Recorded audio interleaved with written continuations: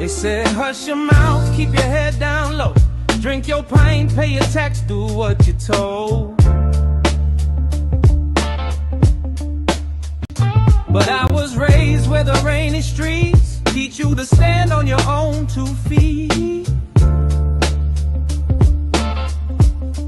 Yeah, from a small town pub to the city lights, I've seen deals in smoke-filled nights. Blue suits talking like they own this land, but they never had mud on their hands. They write the rules from a golden chair while we graft all day just to breathe their air. But there's a fire in this old isle, and I won't let them steal what's mine. I don't bend for the lies they sell. I won't dance to the Westminster Bell. I'll sing truth for this tired old nation. No filter, no hesitation. Raise your voice, feel that liberation. This is the Unfiltered Nation.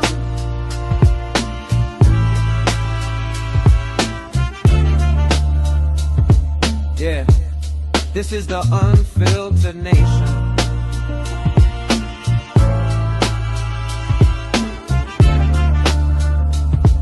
Yeah. We got farms, docks, mills still standing strong. Real folk here who've been right all along.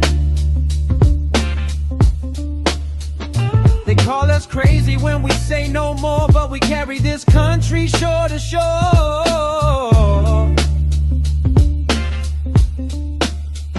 So here's to the ones who won't back down, steel in their spine and are beaten downtown. If your heart still beats for this old home soil, then you're my people in this loyal coil. No more masks, no more stage duration, no more bought and paid for stations. If you're done with scripted conversation, step into the Unfiltered Nation. Take a seat, switch on, feel the elevation. Real talk, real grit, no fabrication. You crossed the line, there's no more waiting.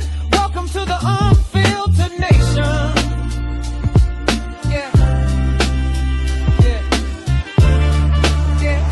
See what's going to happen now is the left and all the mainstream medias, they are going to incorrectly call this hate speech.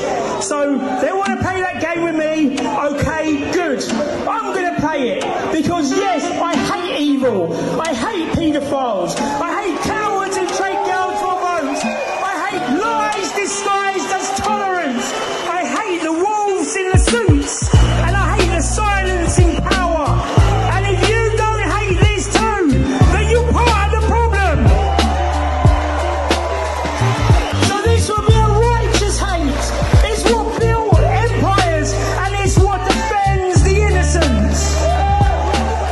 And to those over there watching in Parliament in Westminster, let me remind you this. You knew, and you let it happen anyway. And now the people know too.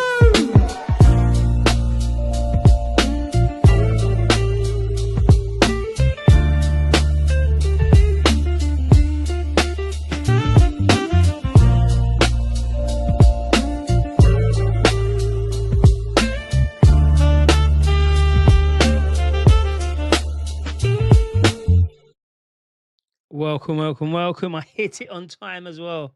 I got it on time. It's a bit dark in here today, but you know what? We don't care. Now it is Wednesday, and I said I'm going to try and stick to the schedule, but there's not much. Well, there's a bit that we can talk about. There's a lot we can talk about. There's a lot we're going to talk about, but it's not going to be a fully scheduled stream. So it's a hot one today as well, wasn't it? It was so hot. Unbelievable. Summer's here. We got to enjoy it while we can. Get our vitamins into our skin whilst we can, because we all know that they are putting that stuff in the sky to stop us from getting the natural stuff. But anyway, everyone in the chat, how you doing? Hope everyone's well. And let's just get straight into it, I think. First one is this. I was on X earlier on, and I saw Chris Philps. He's a Tory MP. Now, he keeps going over to France, doing a similar stuff to what the Nowhere photographer, what he does. And obviously, I think they've been linking up, and he's been showing them a few places or whatnot. But this video here today that I found, It's unbelievable. It is absolutely unbelievable. So let's just go and watch. Let's just go and watch it.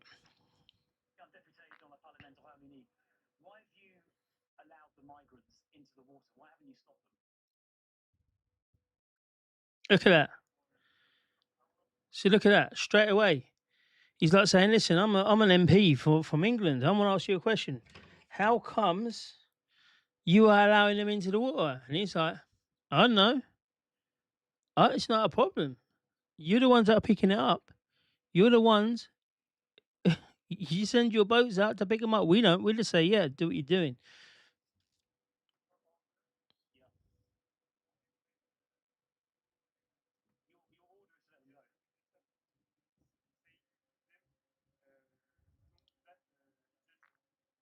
That's all they've got to do.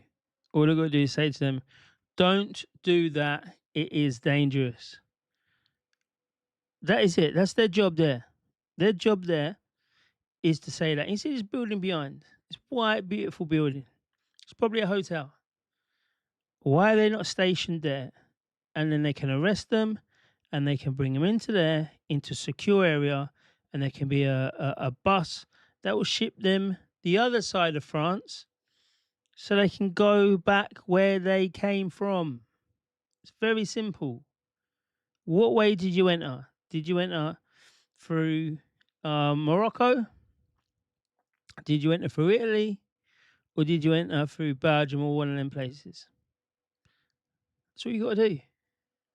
Your orders are not to intervene. We have to protect them. There's also protecting the border as well. Nothing. So that's that one, and that absolutely that annoyed me with the amount of money that we are sending, the amount of stuff that we're doing, and these people feel that they cannot do it. Oh, France are saying, "Oh, okay, cool." So the message to Andy Burnham is very, very simple. What are you going to do to get our money back? Because he likes reparations, old Burnham. He likes the old reparations. He's saying, yeah, people. So what about the English, the British reparations? Because we need our money back. Billions upon billions have been sent over there and they've done absolutely nothing. And I saw today from, I don't know whose it is. Yes, Submariner. How are you doing? I hope you're well, mate. Hope you're well. Thank you for coming in. I saw today that it was the biggest invasion of them all. I think it was Danny Tomo said something. And he said they were coming everywhere. Let me try and find actually. As we're not doing a absolutely scheduled show, we can go off the routes. And do you know what I found as well? We're going to be doing Freedom Friday. So every Friday, we're going to be doing Freedom Friday, where it's going to be an open panel. We'll see who jumps in. We'll see who comes in. And do you remember all these times I've been saying, oh, I can't do this because I need to do this. I need to get that sorted out. I realised that I had a StreamYard alternative that can give me hundreds upon hundreds of seats. It's already there. Already paid for it. I didn't realise.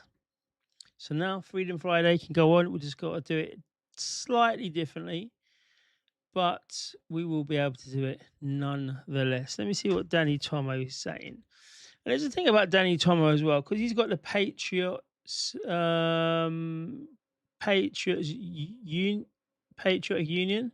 Patriot platform. So I don't know if you're part of the Patriot platform or not, but he's getting people to get them to defend. But this is what's needed to happen. You need to defend these shores, Dover. So I do expect, to be honest, because it's been a big song and dance and everyone's about, I do expect there to be a presence. Is that the one? I do expect there to be a presence there. Let's get that one bit. So this is Danny Tomo, but let's see his post. Here it is. Let's just have a listen to this. That happened before. This morning, the French if you can't hear it, let me know, completely and utterly lost control of the French coast. 10 simultaneous small boat launches coordinated by the gangs in northern France were put in the water at the same time. Up to 700 migrants were in the English Channel this morning heading to England. 700. This has never happened before. Not simultaneously the way that it has today. We are talking about a coordinated invasion of our country from the French coast in 10 different locations. So we did see that, and I don't know how true this is. I don't know if it's not true at all, but obviously we're going on the premise that it is. If we look at this, there's 10 locations who are all coming in, and I told myself, do you know what, this picture's amazing, because I said I'm not going to wear black. I won't wear the black because of the background. But this is coming in from 10 different places, and they're all coming in. Now they've got their super dinghies, they've got all their stuff. Make no mistake. They're coming in because they know that Andy Burnhams here. They're coming in because they've been told by the other NGOs that now is probably the best time to come in, and they're now doing super dinghies. Now, obviously, I'm in Kent. This is where the front line of the invasion is happening. There's a lot of people I know in Folkestone, in Dover, in Sheppey, all sorts of places, Herne Bay, Whitstable, all these places have got a whole lot of people. So it's down to Danny now really to go and get the Patriot platform and to get down there. And I would be saying shut down Manson. I would say shut down the processing centre. Very easy to do. And make sure that when they do come there, then it's very, very, very difficult for them to come out, because if you've got 160 people in there, you're going to need a few coaches. If you can't get people in and out, and if there's issues with like the road transport system or whatever, there's a lot of HGV drivers. There's a lot of truckers here who can accidentally run out of time. That's all I'm saying. So I hope there's going to be some things happen.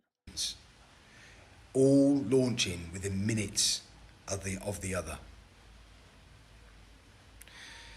And what happens when this information is given to the government, to the media? Nothing. No talk about it. No discussions. No Cobra meetings are happening. That's why it is so important that we understand how detrimental this will be to the future of our country. You cannot have a coordinated military-style assault on our country by hundreds and hundreds of fighting-age men without a reaction. And even this morning, there's not even much talk about this. This is a coordinated military-style attack on our country. Yeah, Submariner. Big up London, 4539 over at Kick. Big up. I'm not sure what's going on again with these with the messages. Just keep banging the messages. They'll filter through. So Submariner is saying Danny Tomo can master up as many troops as he can, as he will not stop the boats illegally. He's just going to get locked up again. I can't really understand what the guy's prerogative is. Do you know what? I don't know. I've not spoken to him about the platform or anything like that. He's not reached out or anything, And there's a lot of people who that I would associate with. Obviously, you know the area anyway. And a lot of people there who haven't been part of this platform or haven't been reached out or whatever. So I don't actually know, to be honest, because if there's a lot of people to get together to stop things from happening, then that's what needs to be happening. You're never going to stop the boats without having a favourable political leader, I guess. And I know everyone's going to be like, "Oh yeah, listen, Dan, you're going against Restore. That's what you're doing." So that's the leader that we need. All right, cool. Do you know what? Just so I'm going to put this straight away to bed. And I want to talk about John Cleese as well, actually, because it's quite interesting, and it could be not dangerous in that way, but it could be, yeah, it just could be interesting. I'm not against immigration. So this is why I know that Rupert Lowe isn't the person to be stopping the full boats. And will Nigel Farage stop the boats? Probably not either. But the one thing that Farage has got and he's willing to do is he's going to put, and this is all based on if people ain't liars. So if nobody's a liar and the whole reform plan is what they say, then they'll have Zia Yusuf there, who will be Suella Braverman, who will be very easy to put things in place. Remember when Suella Braverman was the Home Secretary? And she said that Palestine action on Remembrance Sunday, Armistice Day, they shall not go into London. And she got heckled for it. Oh, you're just supporting Tommy Robinson's brother. And she had our back. She didn't say we're going to ban you as well. We're going to ban everyone. She didn't say any of that. I don't even think afterwards, when there was a bit of trouble, staged by the police and the mainstream media, but there was a little scuffles here and there, and I don't think she condemned us either, which is important. So if we can get a strong Home Secretary and nobody's lying, then yes, we can do it. But this is why this person, he won't be as strong as people are saying, and I need people to wake up somewhat about it. So I don't think intellectually I'm against immigration. I am not against immigration. I'm literally pro-immigration. I'm in favour of targeted immigration. I have no problem with targeted immigration. Targeted immigration, a multicultural society, which again I have no problem with. I've never talked about repatriation. Repatriation is a much more difficult subject. I have never said we should deport people who are here legally. That's not something I think we should be talking about. And I don't mind where those people come from. And I detest far-right sort of, ethno-nationalist or neo-Nazism. I don't agree with Nigel Farage in saying that, all these people should be repatriated. You can't once you've legally accepted people. So I don't think intellectually I'm against immigration. So there we go. So in my opinion, and obviously it's just my opinion, these are all the same. The homosexuals are just the same as the reformists. So my problem is this. Okay, cool. And I've been getting loads of flack. I've been getting loads of support as well. And I've, some mad people have been reaching out. But my issue is this. Okay, cool. So there is nothing between them. What's between them? I don't see what is between reform and restore. Okay, you've got a few people in reform. You've got people that I wouldn't like there. There's some Labour people in there that'll be like, what are you doing there? You've got the Nadhim Zahawi, who was, pro-lockdown. Farage is pro-COVID and all that, right? So there's people in there that we wouldn't associate with really and we wouldn't want to do. But again, it comes down to who's got the better chance. If we're going to go and break up the system, then why are we going to be not using TNT and seeing if the doors blow off? Why are we thinking, let's go underground and let's go around here, let's use the back doors, let's try to get in through the window. Let's just say, listen, we've got the TNT there, let's try to blow the front doors off. As soon as 2029 comes around, we've all gone and said, you know what, Dan, I'm listening. We're going to go and vote for them. You all go and vote for them. They come in, they get 265 MPs or whatever the required amount is to have a full parliament. From that time there, from that point there, I expect everybody to be like, well, job's done now. Who's going to be the next people? And you're like, hang on a minute, you're not even giving reform a chance. Well, reform could be the next people. But now we've blown the doors open, people now understand exactly what can happen. We can vote this way of Labour and conservative and liberal Democrats, where they're all gone. That's the way we can vote. So then we have to decide, right, who's going to be the better people? Put the pressure on reform. The minute they don't do what we have authorized them to do, then we start looking for other people. If they do what they say they do, if they do what we authorize them to do, if they don't overreach, then there'll be no reason to even look for another party. But the moment they don't, the moment they start becoming establishment, the moment they start doing them backward, shaky rat deals, that's when we look. But we have done it. We have blown the doors off. Look at Brexit. A lot of people are saying, "Oh, Nigel didn't. He was shocked about it." He was shocked. Of course, he was shocked. He was ready to go to bed. He was ready to go to bed and got the 12 o'clock polls, and they were like, "Nigel, like what? We might actually have done this." What do you mean? Like, it's neck and neck. We might actually have done this. And then what happened? A little percentage, smallest percentage, but we did it. No one expected that to happen. And that's what we need to do with these next elections. We need to make sure that they don't expect reform or whoever to get through. But it's done. We've done it. Let me just go. It says, Suella was a good politician on the right. Oh, she really is. And she uses it. And this is what I say a lot. I said it in Black Lives Matter and all that time. We have to use, I don't know. Oh, here it is. We've got to use our abilities, right?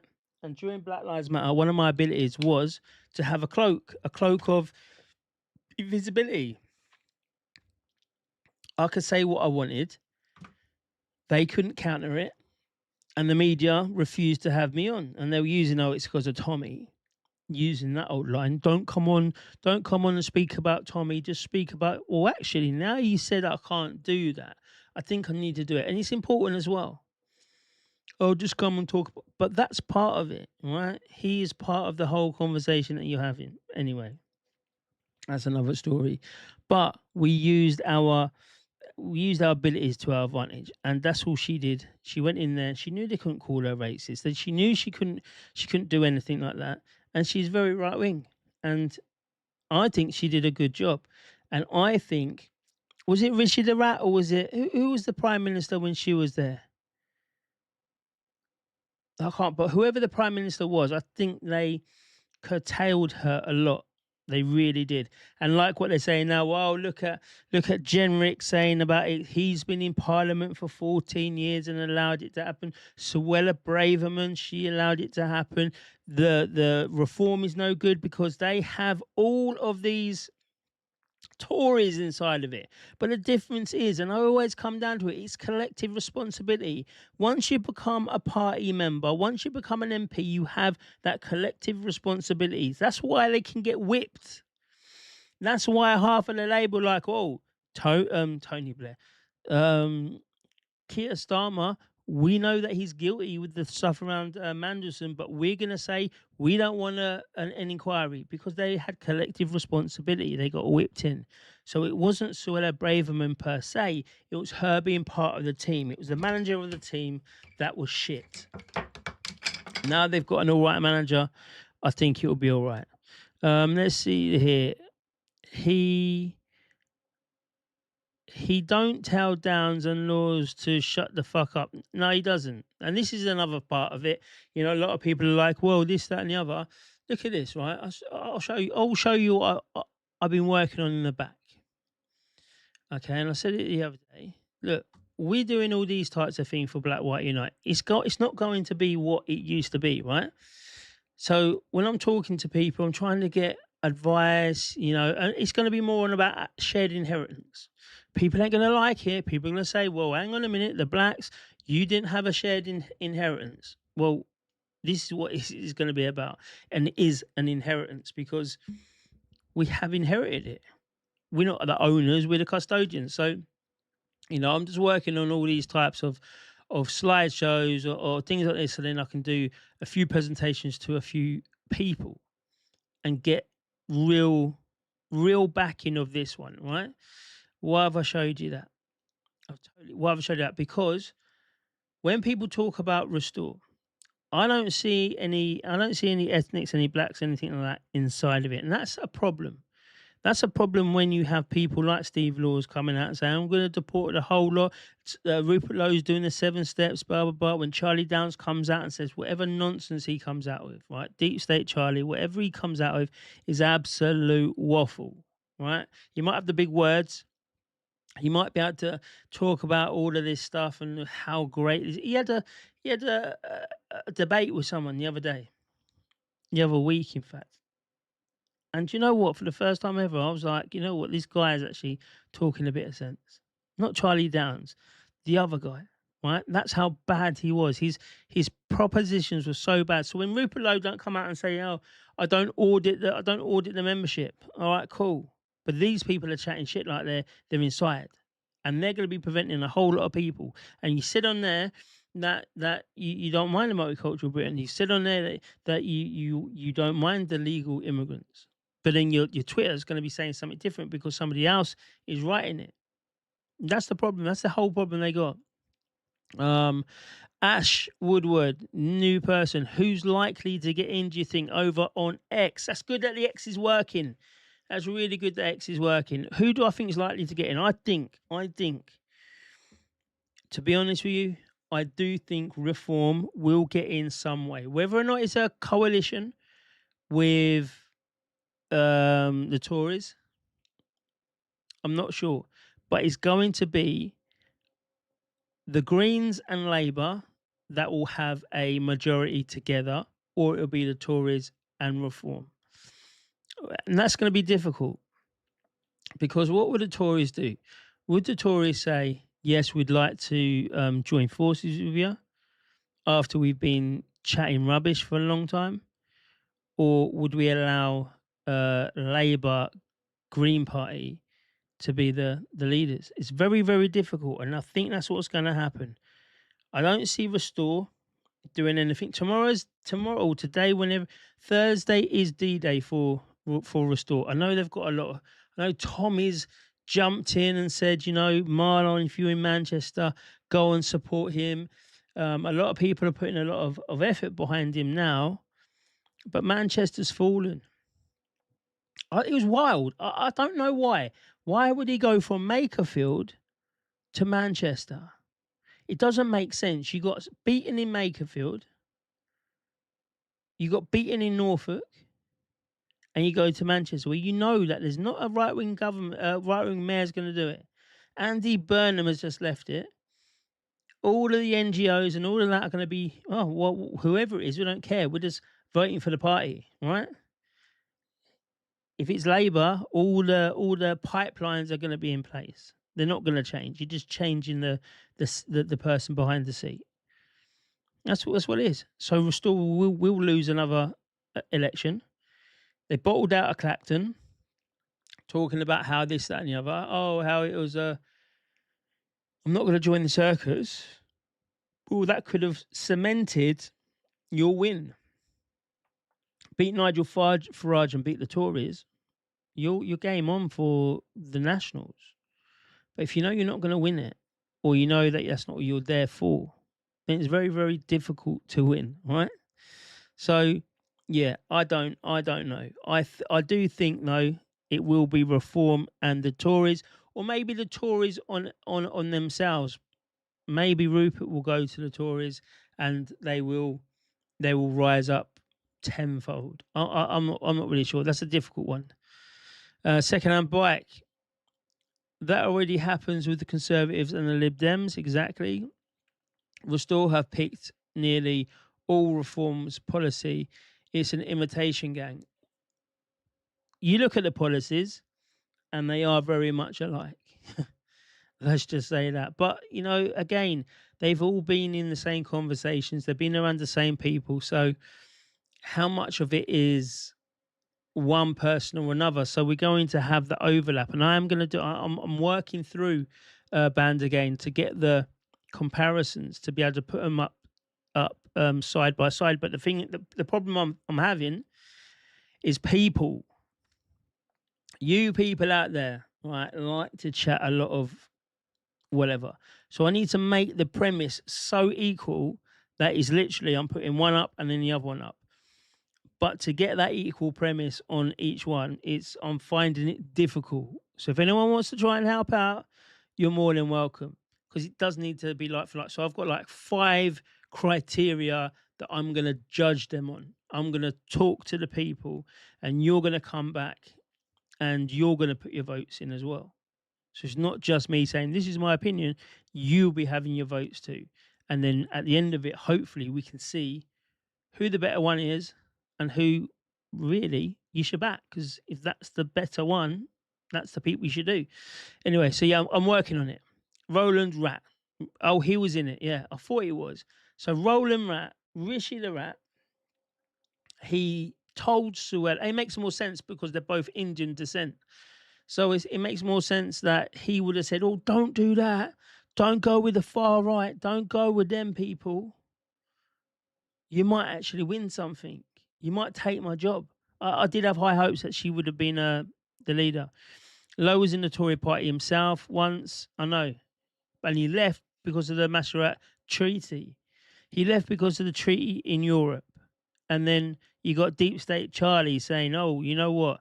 If the time was right, we might go and rejoin it again. It's just like, come on, man. Wishy-washy, Rishi Sunak. Yes, big up LTG. Thank you for coming here. Everyone, yes, again. See, this is what I need the mods for.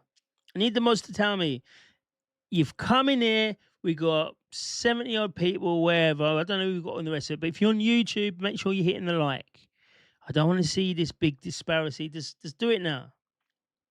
Get your phone, press the like button, and then we can carry on. All right. Bottom line is, Submariner, the right must unite to win the fight. And that's it.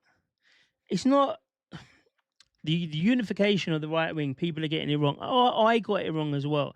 And that's what my last video with Reform, that's gone really fucking well. It's gone really, really well.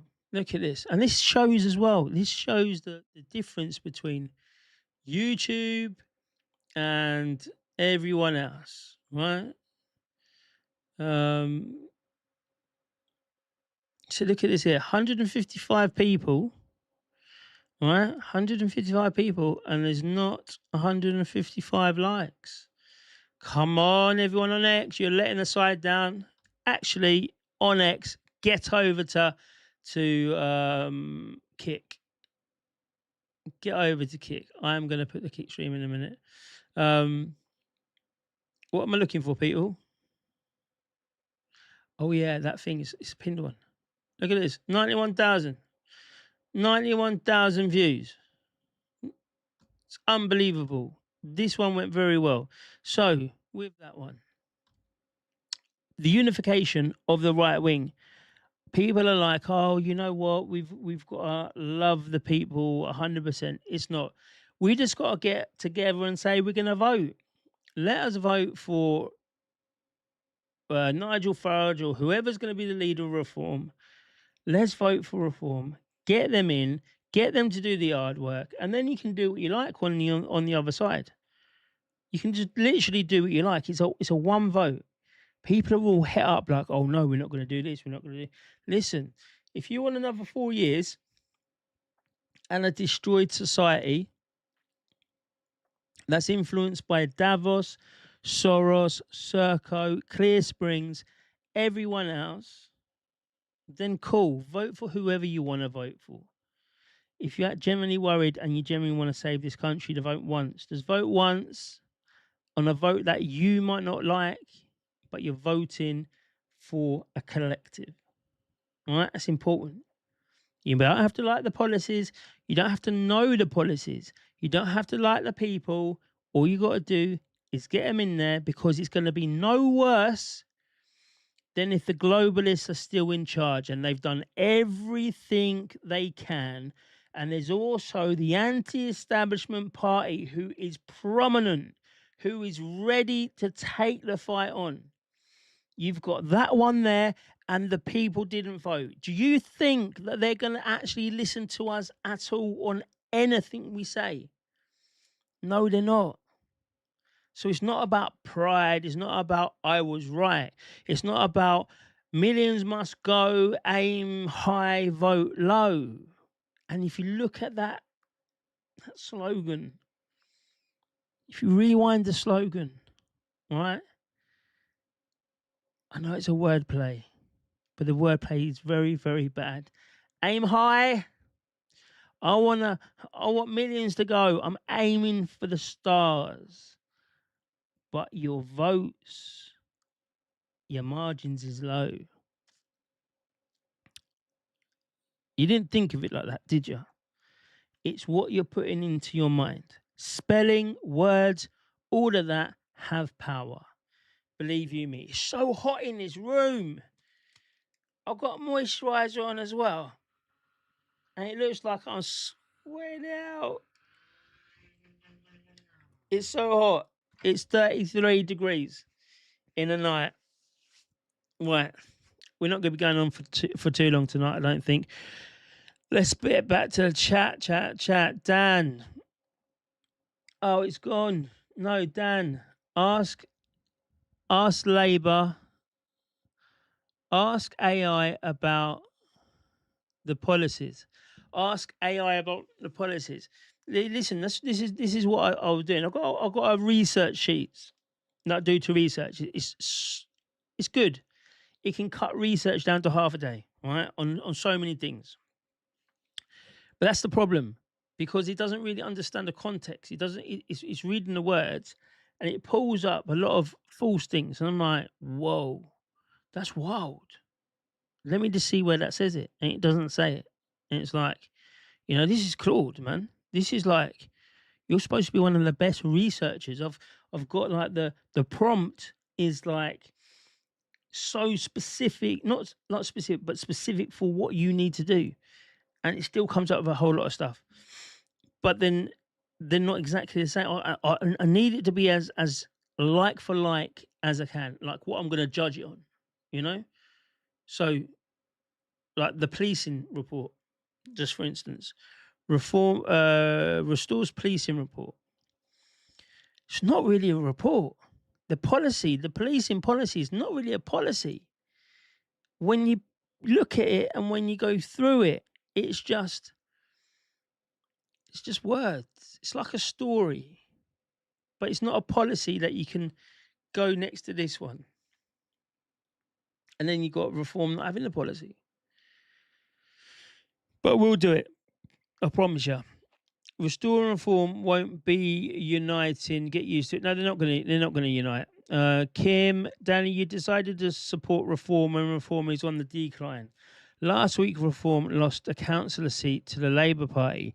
This week, Reform lost a Reform County councillor in Cornwall. He joined Restore. Now, first things first, the one in Cornwall.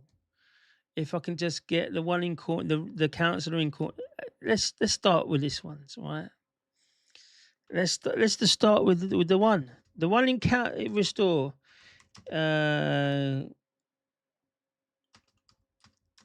Right, the Restore councillor in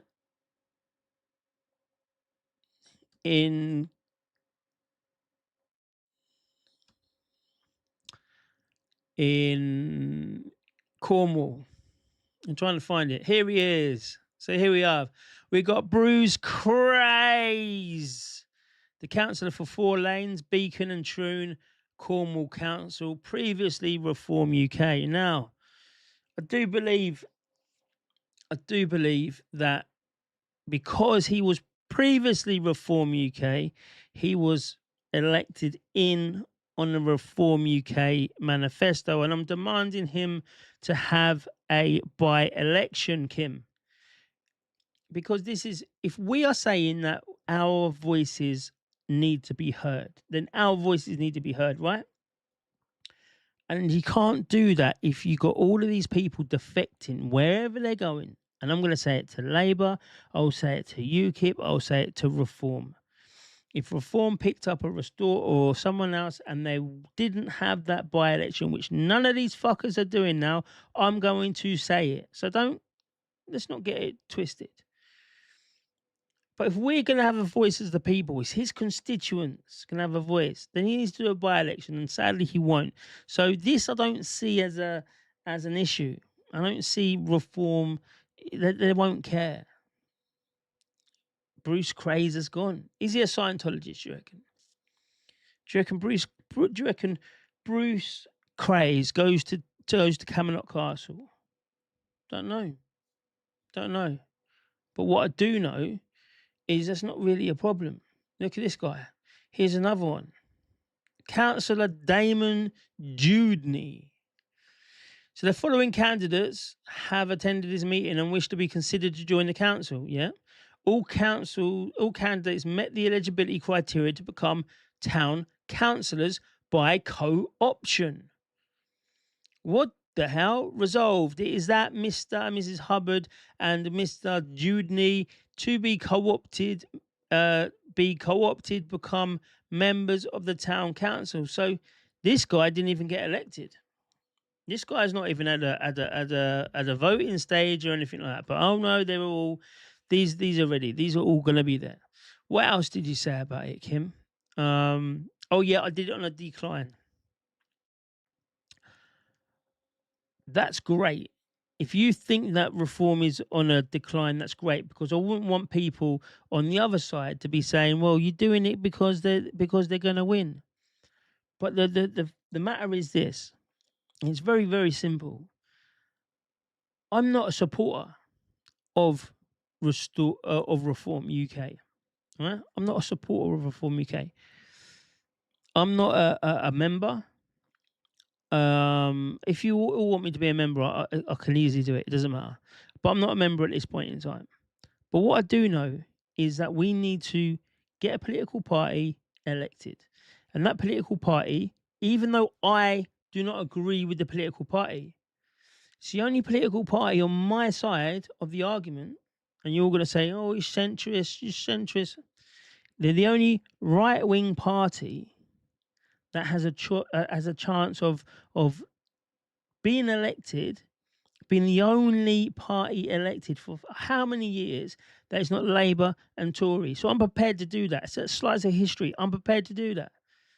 But I'm not a fanboy. I'm not I'm not. I could be, though. The more I look into their policies and the more I understand what they're talking, the way that my mind is not indoctrinated anymore from influencers online telling me, you know what, this is probably the way that is happening. And you're like, actually, yeah, I can see that. And then you look at it with fresh eyes and you're like, was I that retarded? So I'm glad I'm supporting them, but I'm supporting them for the country. I'm supporting them for change, right? That old one, vote for change. I'm supporting them because if I don't, I know what's going to happen to this country, and I don't want to be a part of it.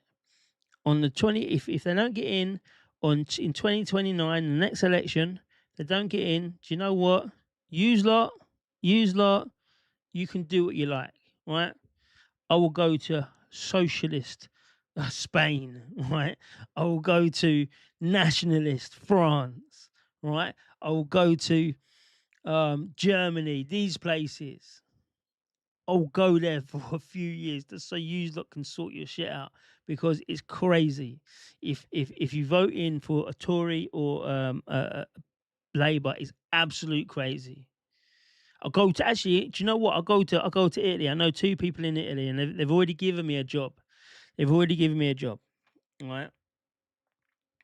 So yeah, we're gonna go to Italy. We're gonna go to Giorgia Meloni, and we're gonna go to Italy because it's gonna be crazy. And that's what you need to do, Kim. You need to think about it. Think about your decisions in life.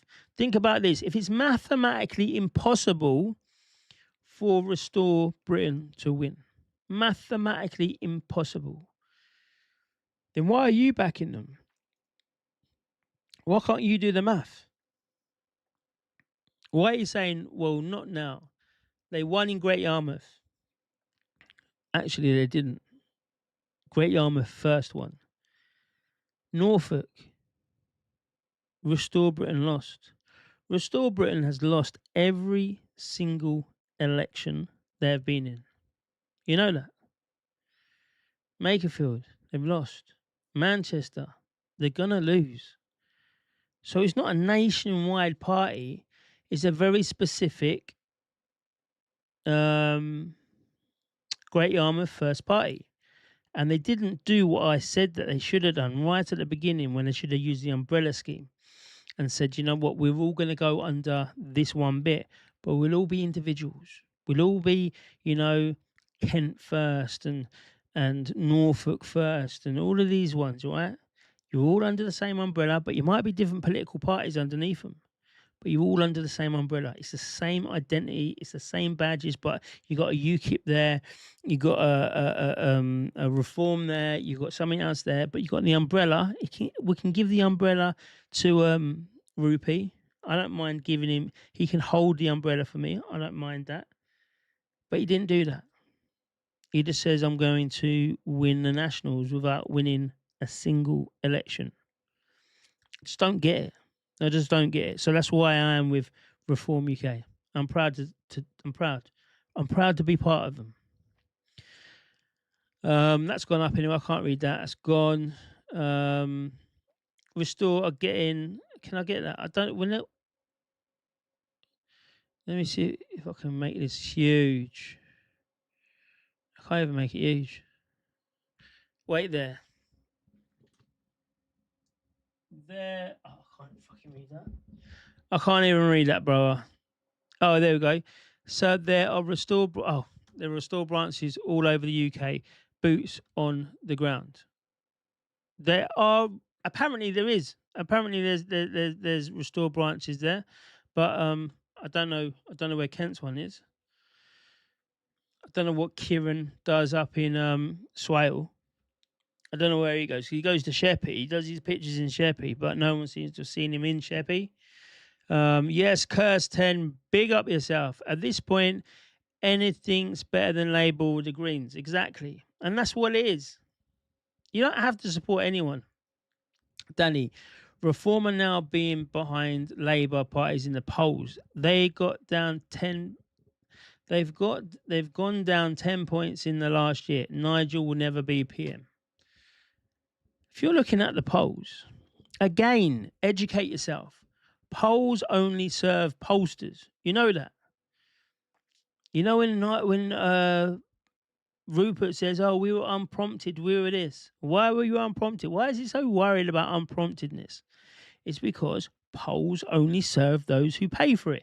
But then the one that Restore did, he paid £1,000 or more, right? And that's the going rate for the pollster. It's £1,000 or more.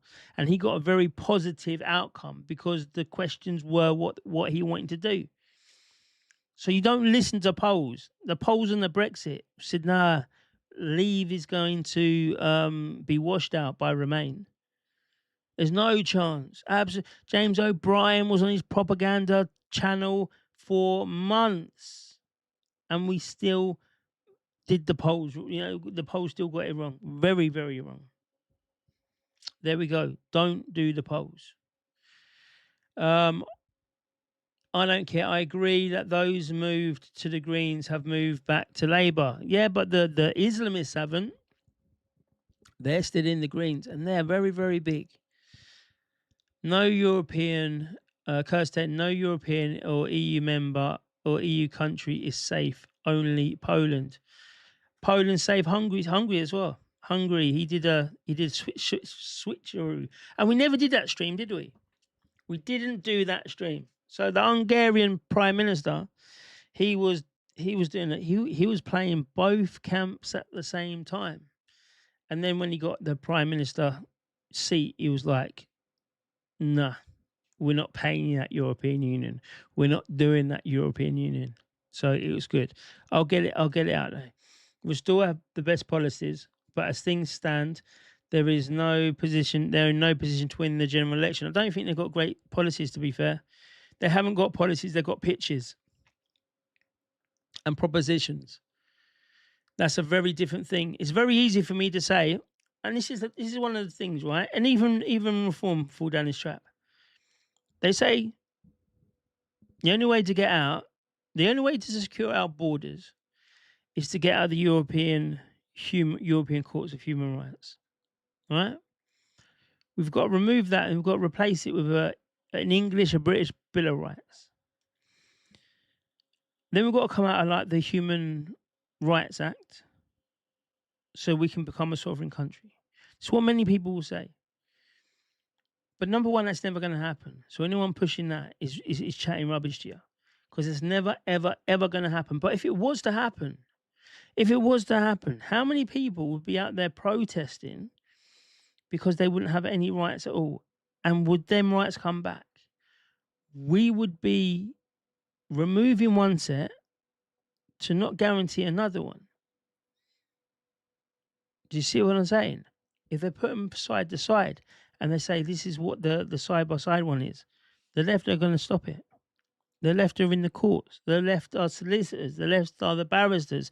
The left are in the EU. The left are in the Human Rights Court. So what we need to do is to say, you know what? We're just not going to listen to you because you've got no fucking jurisdiction. It's very, very easy. You got the UN migration pact. Do you know what we're going to do? We're going to get out of that. We're just going to remove ourselves out of that because you don't need to be in there.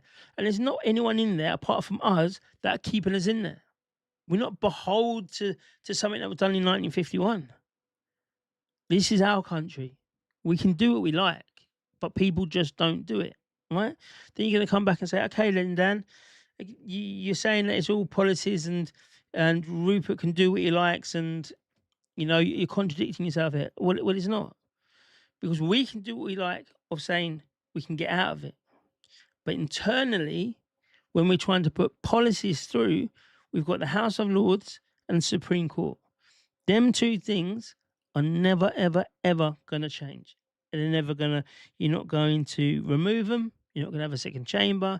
And you're not going to remove the Supreme Court at all. So the best thing you can do is you can have a public, you need to have a program in place to put your people in place to make sure you can start packing out. Right-wing people need to, you know, the solicitors and that, they need to be shutting the fuck up for the next 10, 15, 20 years, work so hard up the chain to get to the positions where they might become judges. They might become that. Then you can come out and say, well, you know, this is my political opinion. But at this moment in time, there is so much against us. I don't think Rupert Lowe could put a single policy through. Could reform? I don't know. But what they've done is they've kind of said, all right and cool. If we make it in a way where it's not so hardcore, but the job still gets done. Like on paper, what we speak about, we're going to speak very softly, but the policies are going to be hard. Maybe we can get it through. Maybe we can get enough friends in the House of Lords that will pass it through. Because that's the problem, the House of Lords. Restore have nicked 99% of reform's policies, restores ignorance and all of that. XO, absolutely, yes. Bretty boy, how you doing? Bogan's in the house. Absolutely, we must do whatever it takes to get Labour out and keep the left out. It's our only hope. What else? Daddy Dragon has a plan. He only has a plan for English, man. Labour Party will never get elected again. Stop thinking they will. Are you crazy? You just said, like, sorry, Kim, I'm going to call it out. I'm going to call it straight. You've literally just said, and people can rewind this, you literally just said that Labour's on the bounce, Reform are going down, Labour are coming up, and then in your next breath, you're going to say that Labour won't win. And in the next breath, you'll say that Restore will win when they're not even polling at 1%. I don't know. I don't want to call people out on show, but sometimes you have to. Reform knows it's all legal obstacles. They've got planning committees, how to unhook them from them all. Hopefully they can, and that's what it needs to be. You need to have them type of stuff. Hopefully they can. But I don't have any hope in any of these hardcore or policies, to be fair. I think it's all nonsense. It's all let's just get the policies that will help us first. How about that? Can't kick them all out? Fine. Let's open up open air FEMA camps where we can put them all and then see if they'll self-deport. That's what America does. America rounds them up, gets the ICE agents out, rounds them up, puts them in all these detention centers and says, well, you know what? You can get on a flight tomorrow if you wanted to, or we'd just keep you in there. It's fine. We'll keep you in these prison camps until you want to go. That's what we need to do, and probably it'd work. Restore never existed until this year. I hope so. Burnham invites the Conservatives and Lib Dems to a cross-party discussion, yet ignores Reform and a couple of other parties. They're going to. They're going to, because they're plotting to get Reform out. That's it. They know the writing's on the wall. They know the writing is on the wall.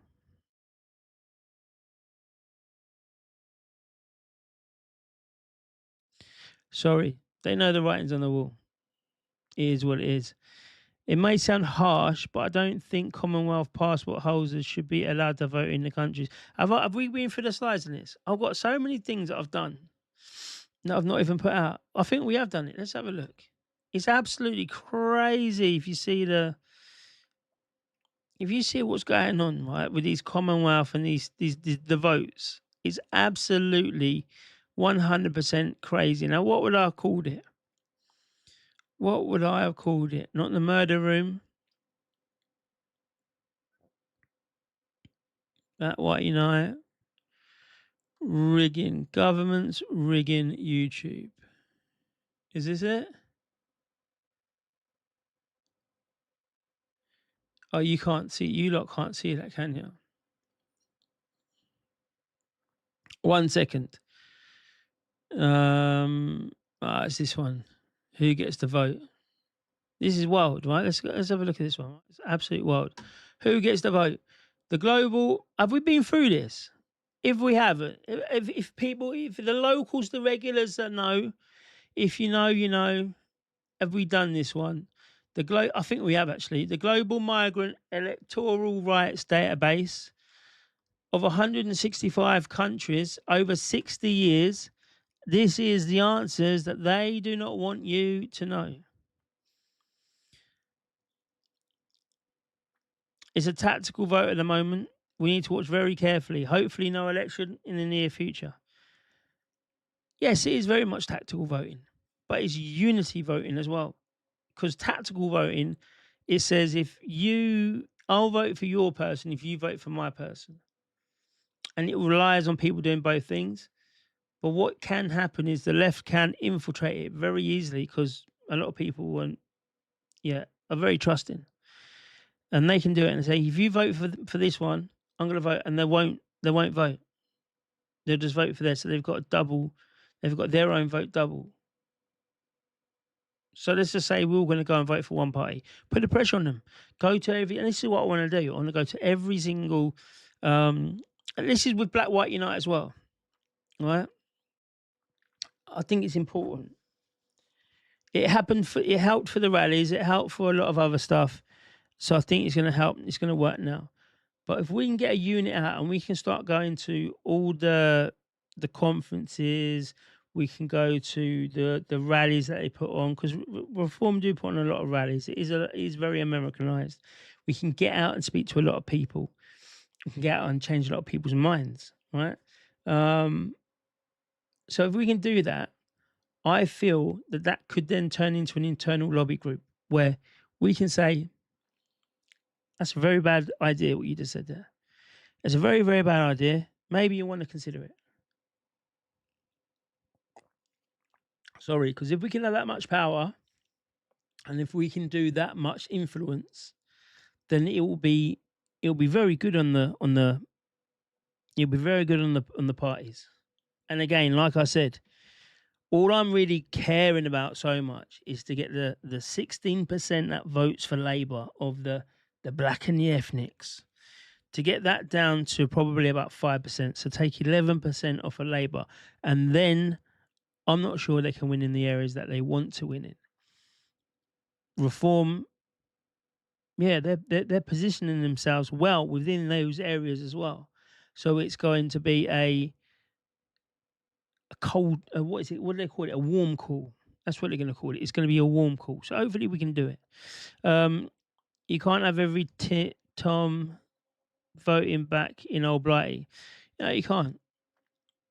Church firing, Leicester, no Cobra meeting, no cash for churches. They're not going to do it. They don't care about the churches. They know who's doing it. They know why they're doing it.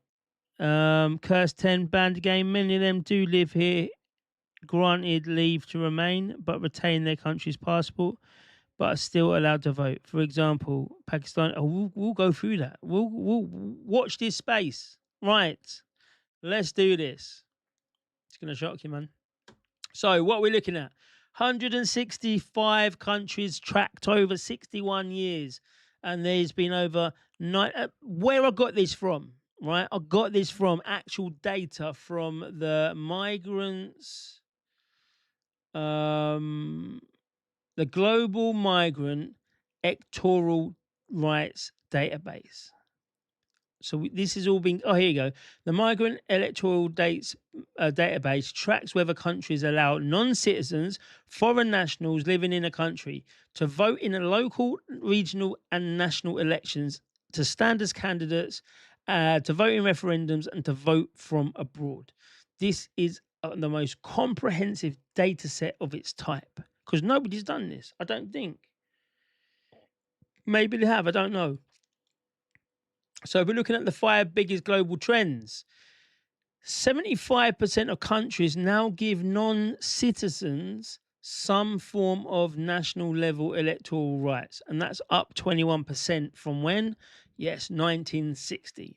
All roads lead to 1960. 1960 to 1967 was a very important time for the globalists. It really was. And it's too deep for me to go into it now, but just look into it.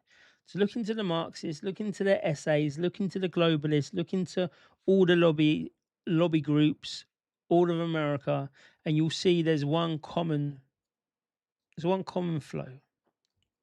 And yeah, it's not what you think it is as well. 80%, 85% of non-citizen voting rights apply only to specific nationalities. 15% of countries allow non-citizens to vote in local elections. 1990s was the decade of explosion. The Maastricht Treaty in 93, we spoke about that earlier, forced all member states to allow EU citizens to vote locally and in EU elections. Right, and also look at this, right? There has been no change to the voting since 1960, when there wasn't a lot of Commonwealth people here. There wasn't a lot of anyone else apart from English people, right? So it didn't matter. The votes didn't matter back then. Now they do. Now they do. The things that will shock you, right? This is what it shocks me anyway. So, authoritarian states who allow migrant voting. Bahrain, there's no monarchy, there's no democracy, but it lets non-citizens vote locally and stand as candidates. You work that out. Turkmenistan is a one-party dictatorship, but yet it gives non-citizens local voting rights. Algeria, Morocco, Kazakhstan have all local non-citizen voting rights. It's absolutely crazy. Major democracies with zero local non-citizen rights, right? So the major democracies that don't let people vote: USA, France, Germany, Japan. Japan, you can't do nothing, right? Japan is a very, very much. It's a very ethno state, and it's worked. Well, it's worked until now because they've let in a whole lot of people, and there's a whole lot of trouble there now. Italy, this is the most wildest one, right? So Italy allows non-citizens to vote as local candidates. So say, you know what? I'm rolling in there. I'm going to say, Giorgia Meloni, I'm going to become a local candidate. She's going to say, yeah, okay, cool. but then he gives the non-citizens 0 voting rights. So nobody, if we had like a little like Spain, right? If it was like Spain and we had a whole community, a whole lot of people in one town, none of them can vote, but I can still stand up to be a candidate. It's absolutely crazy. Absolutely crazy. So here we go. The world scoreboard. Ireland, you can vote if you're not a local, if you're not a citizen, you can vote locally, nationally. You can be a candidate, and you can vote from overseas. New Zealand and Malawi all have that one there. We come down at about 9th here because you can vote locally, you can vote nationally, including if you're Irish and the Commonwealth. But you can't be, not everyone can be a candidate, and you can vote from overseas. The United Kingdom is one of the most unusual voting rights systems in the world. Of course, we have to, don't we? And it has had it for decades, since at least 1960. So it's not a recent woke policy like people will be saying. No, it's colonial history, Commonwealth loyalty, and Irish politics is baked into the law since when most of us were born, right? So the law was done way before most of us were born, and they've not changed it. And there's an estimated 2.6 million non-citizen voters. So let me just explain the rules to you a little bit, because this is where it was. Who can vote? Commonwealth citizens, any national of a Commonwealth country who is a resident in the UK can vote in all elections, local, devolved, general, whatever. Irish citizens have full voting rights as well at all levels, including Westminster, by virtue of the common travel area dating back to 1949. EU citizens, since Brexit, EU citizens can still vote locally. And there's no citizenship required for local elections. Who can't vote? Non-Commonwealth, non-Irish, Americans, Canadians post-Brexit, Indians without PR. We'll have a look at that in a bit. They can't vote in Westminster elections.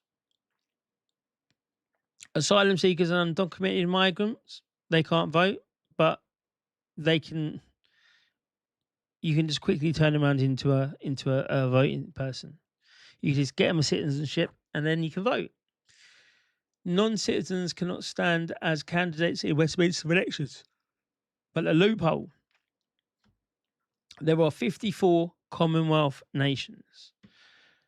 And potential voters, if residents including India, Nigeria, Pakistan, Bangladesh, Kenya, Ghana, Jamaica, Australia, Canada, New Zealand.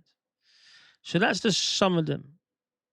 So these people make up the majority of foreigners in this country, right? So the majority of foreigners in this country, because they are Commonwealth, they don't live here, they're just here. They're just here on a visa. They're here working, whatever. They can vote. That's wild. British subjects could vote before independence, and those rights have been carried over. So this is us versus Europe. Right? So the UK, local non-citizen vote is full. France, local non-citizen vote, EU only. You've got to be an EU member. Germany, EU only. Netherlands, not for non-EU citizens. It's only Ireland, Norway, and Spain match or exceed the UK. It's crazy. Crazy.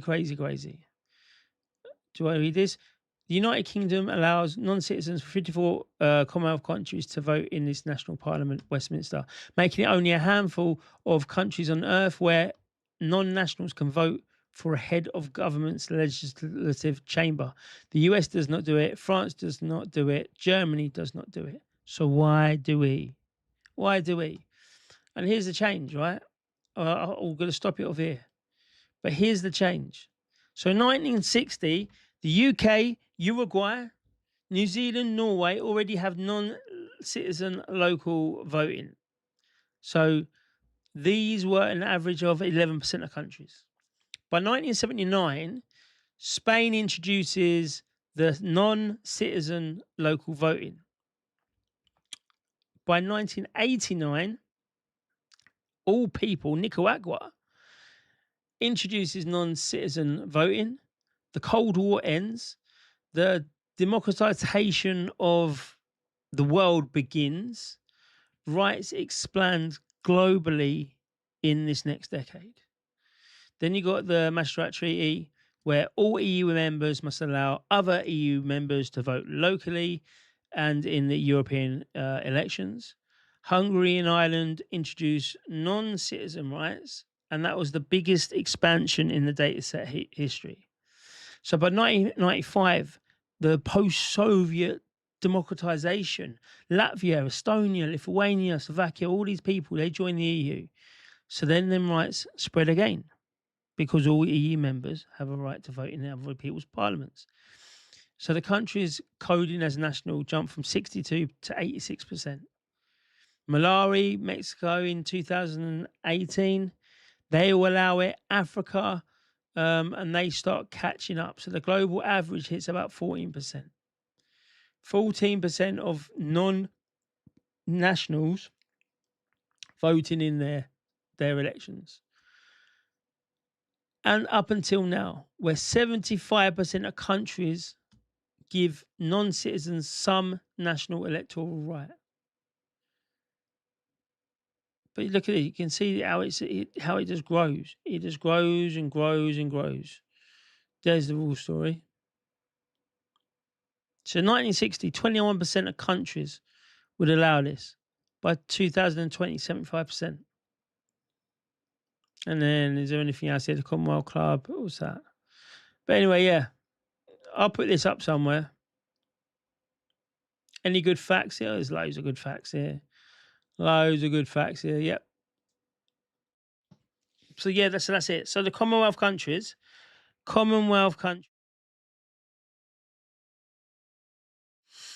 and it's all right. It's all good. Don't worry. Don't worry. You can come and vote for us.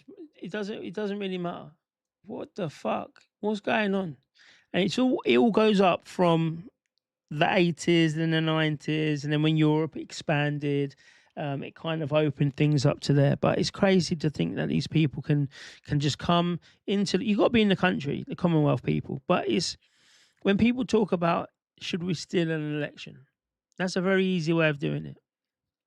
Go into all these places and say, do you wanna live in London for a month? Oh yeah. We're gonna come to England. Yeah, we're gonna pay. We're gonna pay for you. We need your passport. We need your details. And then they just register them at these houses that they've acquired.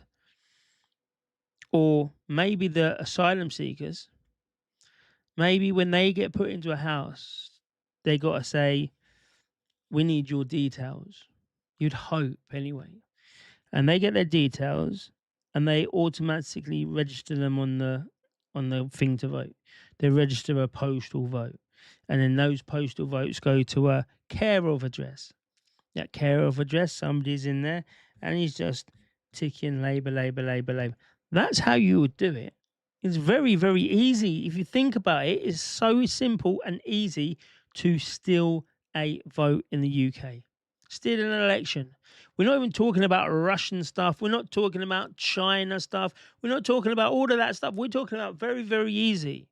An NGO like the one that Gurmit Singh, he went and exposed. We'll get an NGO group who are bringing people in from Nigeria. They're going to bring people in from all sorts of places in Africa. Not only is they going to be putting them into the care work, they're going to say, actually, we've got some work for you. How about you come here for 5 years and we'll guarantee you a work visa at the end of it? You just got to work for me for 5 years, and then get your mates, and we'll put them in here every election cycle. So we've got a good, he said there, 2.6 million.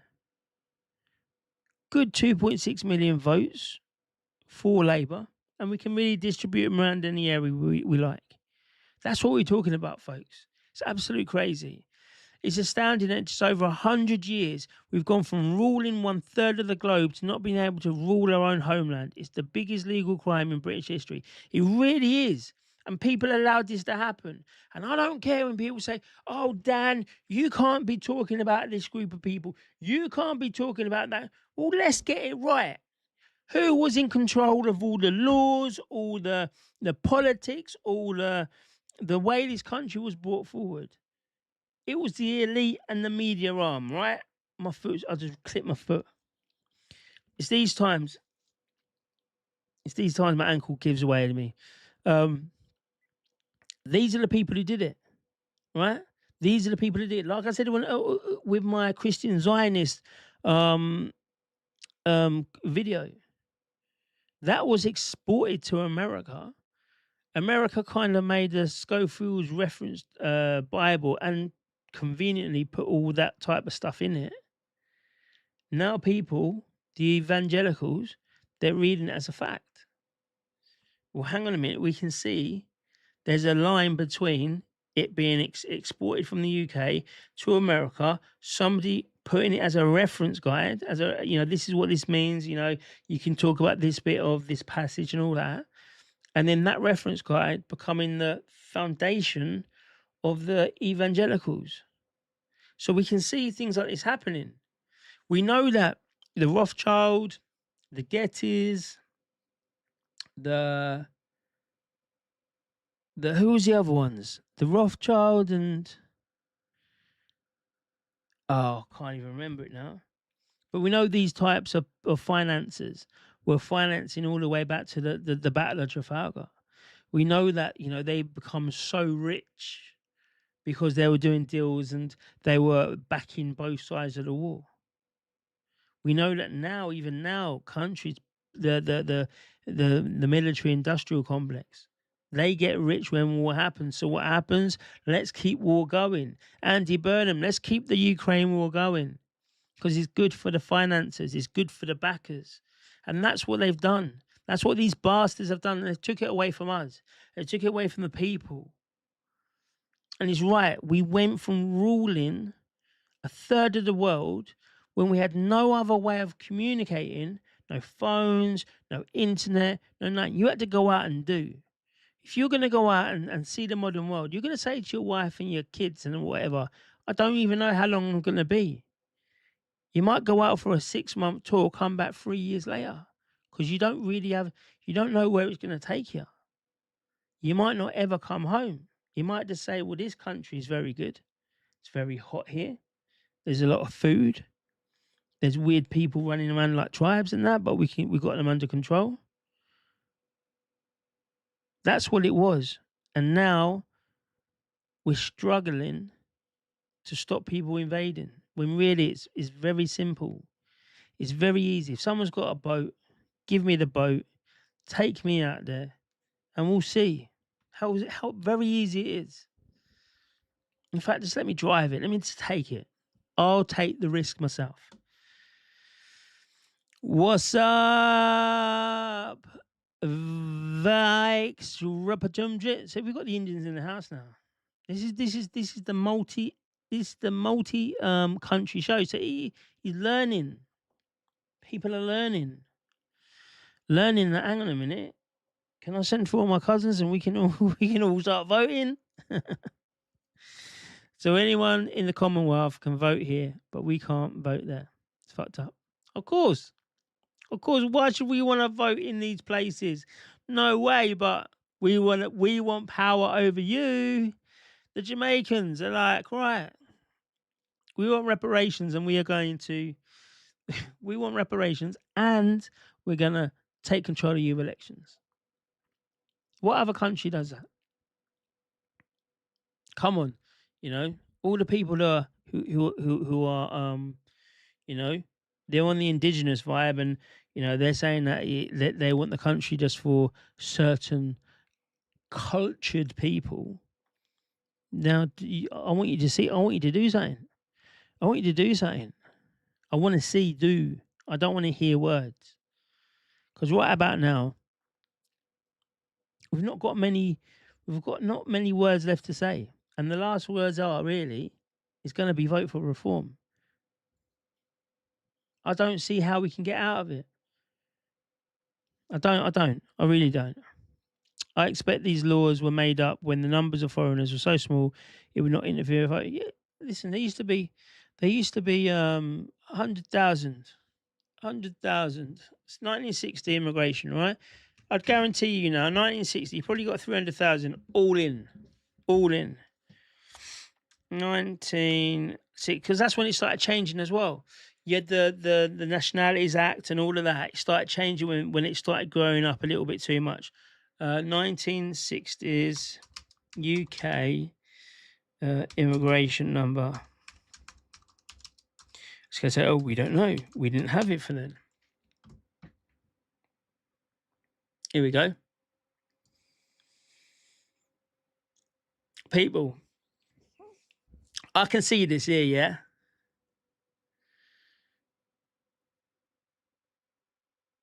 I can see this here.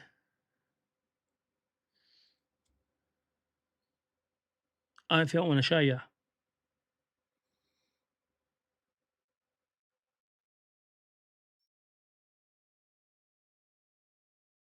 I don't think I want to show you.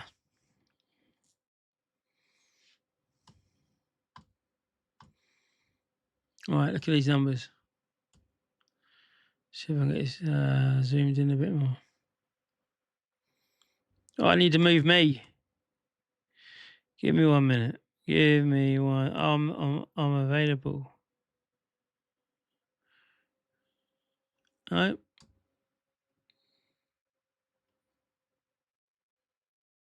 I don't know if you can see that. I'll read them out though. Why is it doing this for? So the numbers are. Why is it doing that for though? 1 second. YouTube. I don't know, because that's on that. Who knows? Who knows? Who knows? Who knows? I'm going to put this out. I'm going to punch this out. You can zoom yourself in on your own phones because it seems to have cut it. It seems to be cutting it quite badly. I don't know why. Anyway, so the yearly net migration 1960 to 1969, when these were being put into place, was plus 19,000. 61 was 52,000. 62 was 76,000. Then we've got minus 23, minus 24, minus 27, minus 39. And this was at, during the 1960s, the UK experienced a level of net emigration where more people left the country than arrived, with the average gross Commonwealth immigration of roughly 75,000 per year, and the annual net migration averaging a negative balance of about 20,000 per year. So more people were leaving the UK during these times, and it probably makes sense because there's a huge push for Australia, for Canada, for all of these places. So it probably was. They were thinking, well, if these people are going, listen, look, even these are so low. So it was a 75. Your average, your Commonwealth was 75,000 a year. That was it. That's what they based it on. So every year, 75,000 people came. That's 2 years of the illegals, right? And that's not even 2 months of the legals. It's out of control. But anyway, so they were like, we're based on 75,000. Oh, look at all these people going. We've got 20,000 a year going. Let's try and bump it up a little bit so we've got a stable amount of people, because that's what you need to do. You do need to have a stable amount of people. And for a little country like the UK, it's very difficult when it's on the balance like that. when you're thinking to yourself, but look at Japan. Japan are having a real struggle because they are depopulating themselves. They've had no immigration. They've had, limited emigration, but they're not breeding enough. So Japan's, let's see if we can get this on there. What's Japan's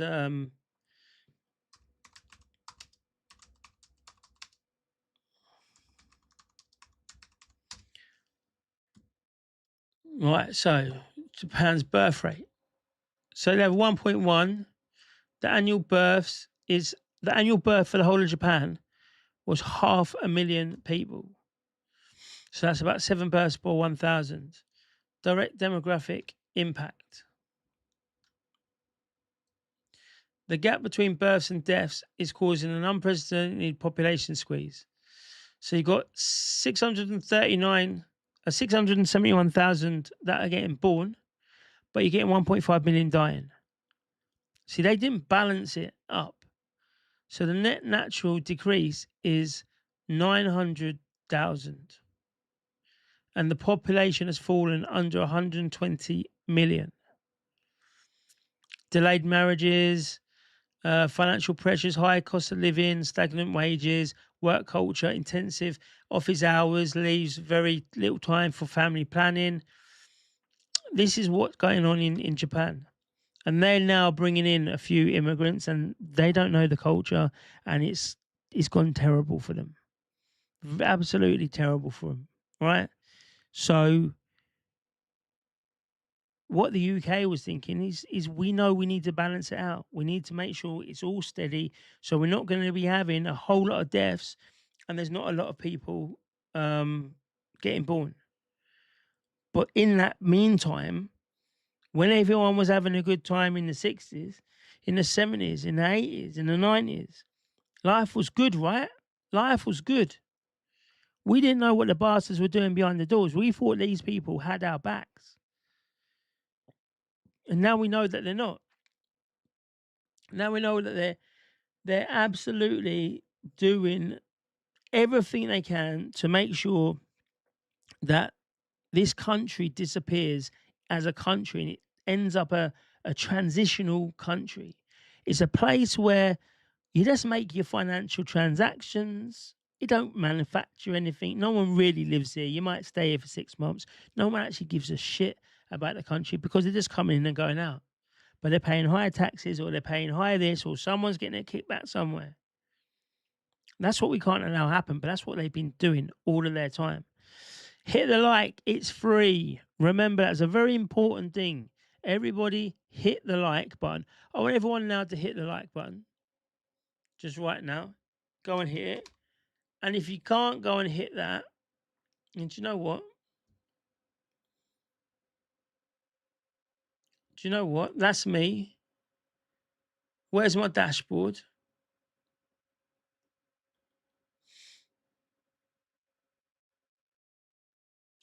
I want to view my channel. Yeah, it is actually. Hold on. Oh, God, what have I done? What have I done? Here we go. So, what have I done? Here we go. So, what have I done? It's a bit of delay. If you can't do that, just do this. I'm putting this out on here. Oh, for fuck's sake. Oh, my God. I just did the wrong thing there.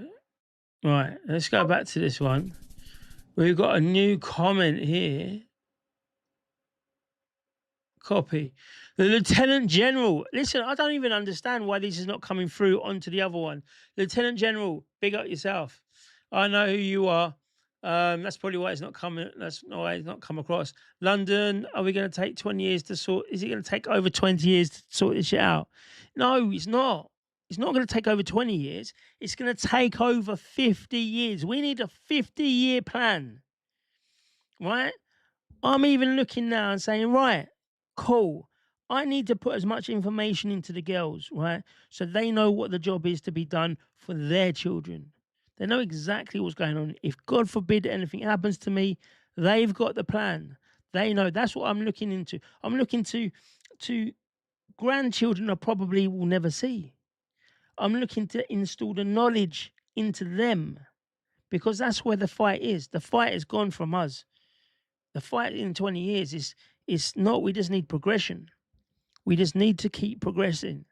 We need to kick out the globalists and don't let them give us them cheap fucking things anymore. Oh, we'll give you a house. We'll let you do a house. Remember, there used to be a time, and the kids don't get this. There used to be a time you could walk into a bank, right, with a birth certificate and a cash card, and you could take out all the money out in that account, or you could take out £1,000. That's how it used to be. You couldn't never do that now. They made everything so easy. Oh, do you want a mortgage? Yeah. What are you? Oh, I'm a barman. I'm a barman. But I can afford the mortgage. Imagine that now. A barman, you ain't never getting a mortgage. You ain't never getting a house. So we need to make sure that they don't throw us these easy things again. And we need to make sure, like China, like Russia, like Turkmenistan, they all have 50-year plans. That's what we're planning for. 50 years. This is where we want to be. Maybe people will buy into it more. Maybe people will say, oh, hang on a minute. I know. Andy Burnham's done it. Andy Burnham come out and said, we've got a 10-year plan. Sorry? How can you have a 10-year plan? How can you base anything today based on 10 years? Because you've got to do 2 elections in that meantime. But he knows, he understands, hang on a minute. If we do all right, people will stay. If we do good, people will vote. If we do exceptional, we've got it in the bag. That's another reason why we need to make sure we get Labour out. Right. Oh, I didn't fucking... Oh, it is. It's recording. No, it's not recording. Oh, it is recording. That's good. It's recording automatically. Right. So this one anyway. Everyone, I want you all now. If you've not done a like, it's free. I want you to join Kick. You've got to join Kick, right? I need you to come across, because there is going to be a time. I'm not even just joking. There is going to be a time I'm just going to say, do you know what? I can't be bothered with it. And I'll tell you why. I showed you earlier on, but I'll show you again. This is why I can't really be dealing. I prefer to do it all on Kick. I really would, because here we've got 91,000, and I'm not even on Elon's good books, right? This would have been 200,000 if I was. I'm not. I'm calling him out. I'm calling his mates out. And I know there's a circle of friendship there, isn't there? I'm not going to say anymore. I don't want to go down that road today. So 91,000 here. And if we look at, I don't think I can get YouTube up because I'm streaming, but let's just see. YouTube.co.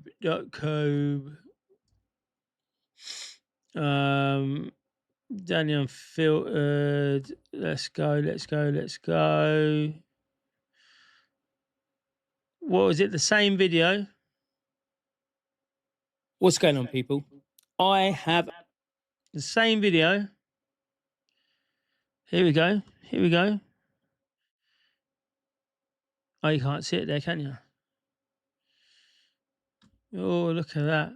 The shorts, 1,000, 1,500, 1,001, 98. All right, cool. That's all right. That's of the shorts of the live streams, right? And then this one here, 249. Oh, ouch. Even people said it. This guy said it today. All right? Fucking crazy. Where is it? Where was it? Here. I did this today. I might go there. That's what I said. This is what I said, right? The walking contradiction strikes back. The guy bangs on about logical fallacies while using it to make no point. These homosexuals are wild. So this is on X, right? This the spasticator strikes back. So I'll put out that video that we saw at the start of the stream. Danny is the psyop. His job is to sow the seeds of doubt to slow the momentum of restore, just like all the other reform shills. Right? It's crazy. Ooh, absolutely whatever. And then you got this one here. Oh, he gets 10 times the views you get on the videos, Danny. Come on, bro. We've got a country to save. What does he think I'm going to say? What do you think I'm going to say? Do you think I'm going to say? Do you think I'm going to say? I lack credibility as well. Do you think I'm going to say? Oh no, da da da. Of course he does. Yes, he does. But you're allowed to fly free when you're not a problem. The only silence opinions that are bad for the government narrative. The same video here of 150 views gets 80,000 views on the other platforms. Plus, we're 2 different channels. This is what I'm saying. So I will be going at some point over to Kick full time. And we'll be doing in real life stuff. We'll be doing all sorts of stuff because I didn't tell anyone, did I? No one knows. See, no one knows. No one absolutely knows. Let's see what the chat's saying. The maths don't. Let's get Spasticator off, man. The maths don't get through to wishful thinkers. Exactly that. I don't know. Something come through. Someone come through that was new. You clicked in my ear. John Martin, how you doing? Hope you're all well. Let me pause that and start again. The Vanguard, exactly that. Exactly that. Why is this stopping?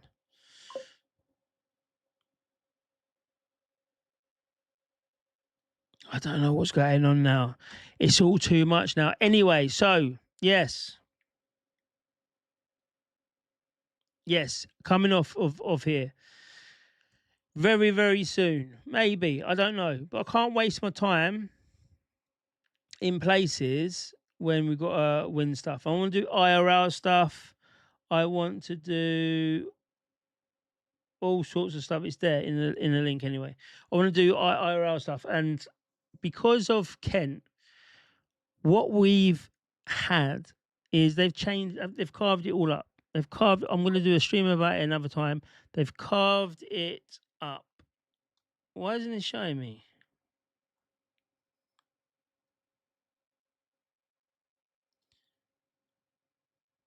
Oh, I can do a talk there. They've carved it up into 4 different places, north, east, south, and west, or something, right? So there's a huge problem.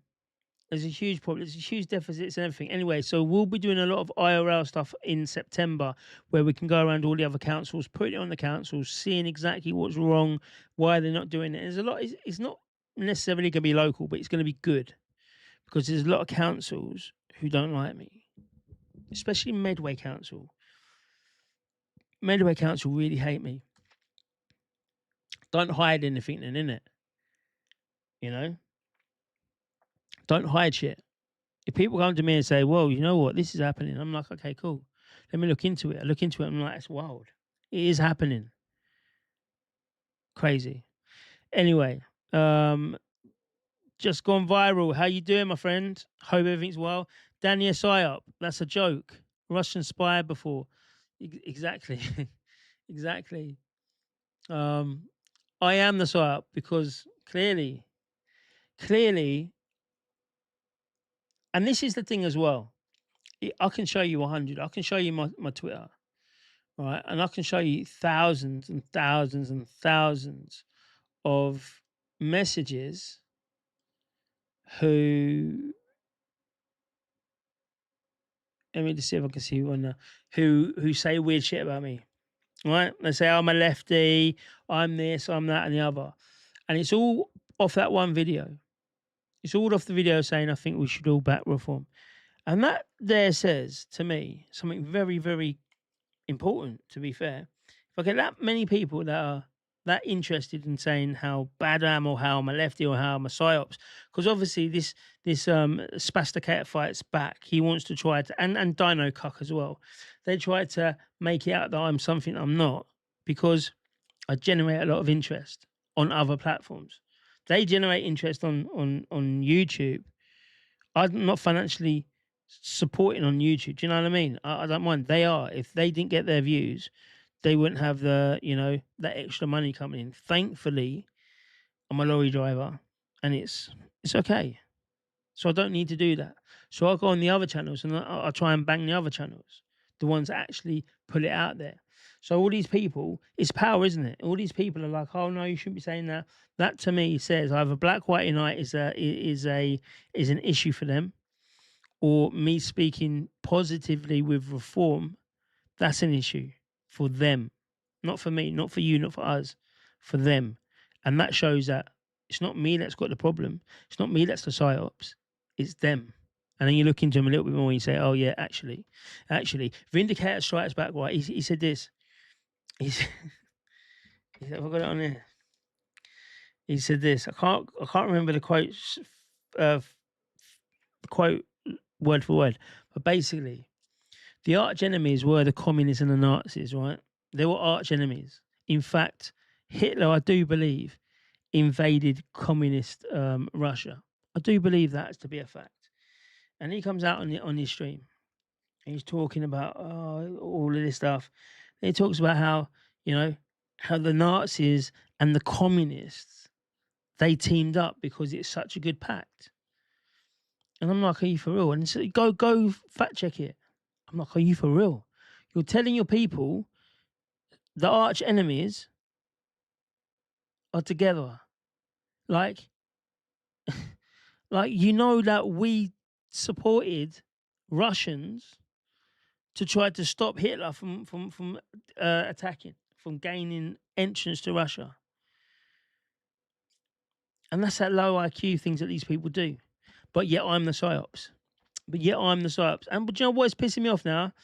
I'm not getting my messages. Give me 1 second. Let me just reload this. And then so next time we're gonna come out, I'm gonna wind up the show now anyway. Next time we're gonna come out, it's gonna be Friday. It's gonna be Free Speech Friday. I know my brother Ian Carroll does it, and I know a few other people, Ray's Baines and all these people, but I think we could do it as well. Because we do need to have a place where we can speak freely. We do need to have a place where we can say, do you know what? I didn't do the Charlie Kirk thing. Did you all listen to Candice? Did you listen to Candice today? Right, do go for the chat. I don't think anyone cares actually about Charlie Kirk here. I'm not sure. But if you care about Charlie Kirk and you've not seen Candice, we can go through it a little bit. John Martin, to Danny and others, do you wish to... Right, this is John Martin, right? I want to put your...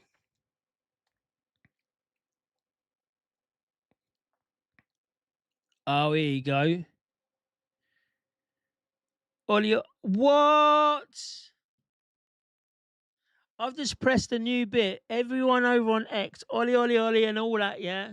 I apologise. I've never seen your things come through, right? YouTube is dead. 100%. Oh, he's dead. Since the BBC and the European Union, when they said that you've got to do companies who are respectable. Basically, they want propaganda to be pushed through. But anyway, I pressed the button on here and I've got X, I've got Kick, I've got everyone. So X people, I didn't not do it. I apologise. But yeah, I've subbed there now. Big up Lodge. Everyone, go onto the Kick channel and sub to the Kick. If you haven't downloaded it, YouTube is dead. John Martin, I'm finding the channel now. I'm finding the conversation. Here we go. So John Martin said, Danny and others, and everyone else in the chat, please have your opinion. Do you wish you had proportional representation? Now, this is going to be a bit like, okay, what's going on? Why is Danny saying this for? But I do believe we should have proportional representation, not the alternative vote or whatever they tried to push, the Lib Dems tried to push. And why should we have proportional representation? It's very simple, to get more people in power. You know, like they used to do for the mayorship and they do in Wales. You know, I think our voting system should be as such. First, second, and third. And you just whittle it down and whittle it down and whittle it down. Is that going to be a good thing for counting for all this? Probably not. It's probably not very well thought of. But we do need proportional representation because we need to be represented. Listen, Reform got 4 million votes. They got 5 councillor. UKIP got 4.5 million votes in its heyday and got like one MP. Keir Starmer was elected on 36% of the vote or something like that. That can't carry on. We do need to change it. I think proportional representation is the next best thing. It's only us and Hungary and a couple of other ones in Europe that have this first past the post system. Why are we not having any type of electoral reform? Why? Because you got Labour, you got Tories, and it's good for them. And it's good for the globalists. And it's good for everyone else but us. And I don't care if we had a coalition government for the next 100 years based on proportional representation, because then you know that the people are being represented proportionally. What do you reckon? Let me know. Oh, not this one. Just gone viral. My council hung up on me 3 times after I laughed at the woman as she couldn't tell the court. She couldn't tell the court form they said they had. All councils work for the same team. Hence, the Ukraine flags outside of them. Well, Medway Council. You're right about it. Medway Council. There's a big fat fucker in there. I can't remember what his name is. It's like Vince Maple or Vince Cable or something like that. It's a big fat greasy headed motherfucker. And I'll say that because I don't like the fella, because he took down the British flag and he put the Ukrainian flag, and on Armistice Day he put up a trans flag, the map one. Not just a rainbow flag. No. The one with the minor attracted paedophiles on. He put that up instead of the English flag, the Union flag, for the trans people who died in the World Wars. That's why he's a fat fuck. That's why he needs to go. You know, and these councils, they need to be said. That's why I think I've got such a hang up of that council. I did have it with Maidstone as well, because obviously they run Kent, didn't they? So, they run Kent. But now it's going to be good. Yay. But I'm still going to put it on them. Still, if they've done something wrong, bang, I'll be talking about it. My worry is a 3-way split under first past the post, and it will allow Labour to win. Exactly, that's it. You know, proportional representation will be good for all what you got now. There wouldn't be a fight between Reform and Reform, because you're like, all right, cool, let the people speak. It's an easier system. But this way, we split the vote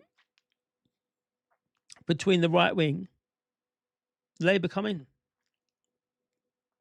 It's crazy. It's an absolute if you think about the system, it's an absolute crazy system. The system is designed for the elites and not the people. We weren't supposed to vote. We were supposed to go to war and defend the country and die. The women weren't supposed to vote because they were supposed to just make babies and cook food and make the house nice. It was only the middle, the white collar workers, only them that's supposed to be voting. You can see it. BBC Question Time coached illegals in the audience, sponsored by a charity that supports illegals, and she was chosen to ask a question the BBC had done. Listen, I went up there outside COVID and we said the BBC are pushing propaganda.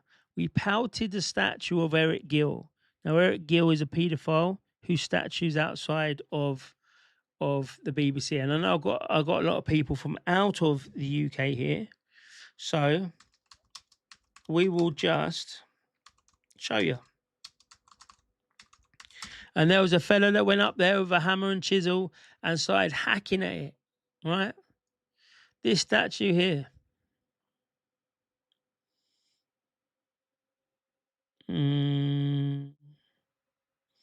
This statue here, right? This one here. So this is a young boy and an old man, right? So this outside bit, we peppered that with all sorts of beetroot juice, right? And now, see that they have encased it, they've protected it. They have protected a paedophile statue.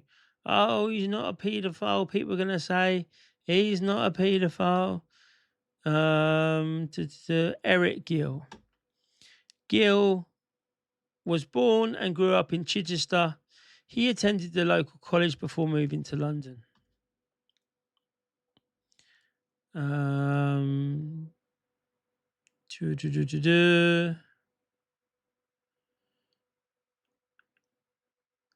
Early life, London life. Let's just do it. Wait there 1 second.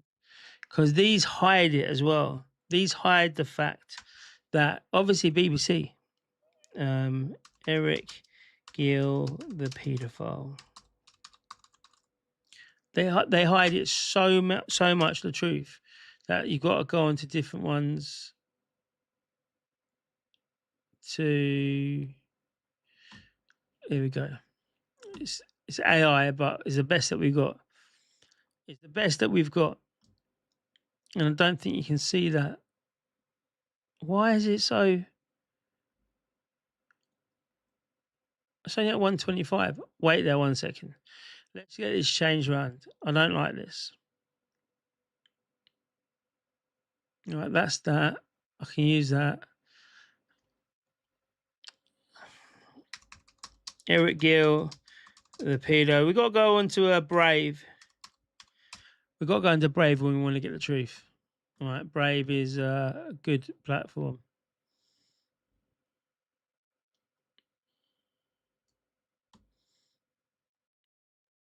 Here we go. That's a bit better.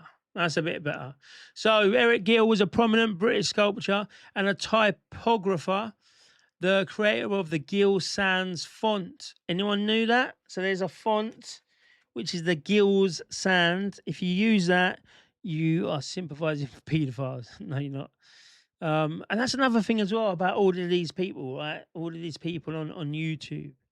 Like the Spasticator Strikes Back, right? They don't use words of paedophile and rape and murder. They're like, oh no, we can't do that. We need to self-censor. This channel here, we can't self-censor ourselves. We just say it how it is, right? Fuck them. Who was posthumously become a subject of intense controversy after his diaries revealed he had sexually abused two of his daughters, his sister, and his family dog. Right? And his family dog.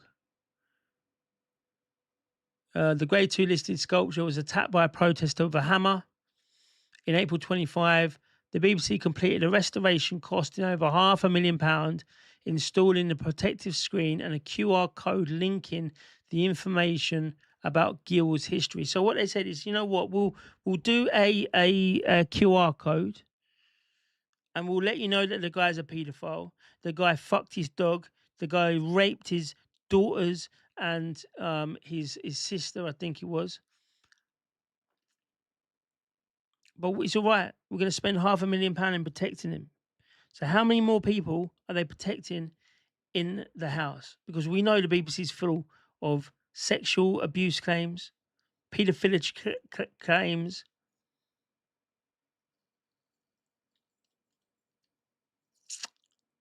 So yeah. So that's the BBC for you. The BBC protects paedophiles at every opportunity that it can. And I can't remember why we started on that one. Pauline Hanson was in the UK a couple of weeks ago. Yes, she was. She did great. She's still smashing the polls. I know Channel 5, they tried, was it Channel 5 of yours, Bogan? They tried to do a hit piece on her and it just didn't work, which is good. That means that she's got something about her. When a hit piece don't work, that means that she's destined for something. And do you know what, right?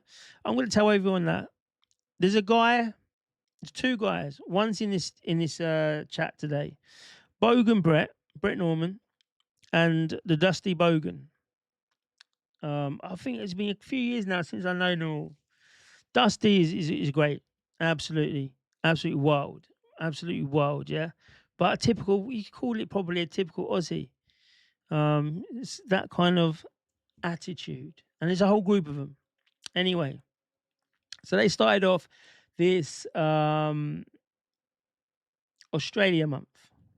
So they don't want the the one few days for celebrating the culture and the country. So they did Australia month. Anyway, cut a long story short. Actually, what happened to that one? What happened to that guy, Bogan? The Russian guy in COVID. It was big. I can't even remember what his name is now. The one who went into the Canberra house. Actually went in. What was his name? Kozak. Aussie Kozak, right? Similar to Kozak, right? But doing actual stuff.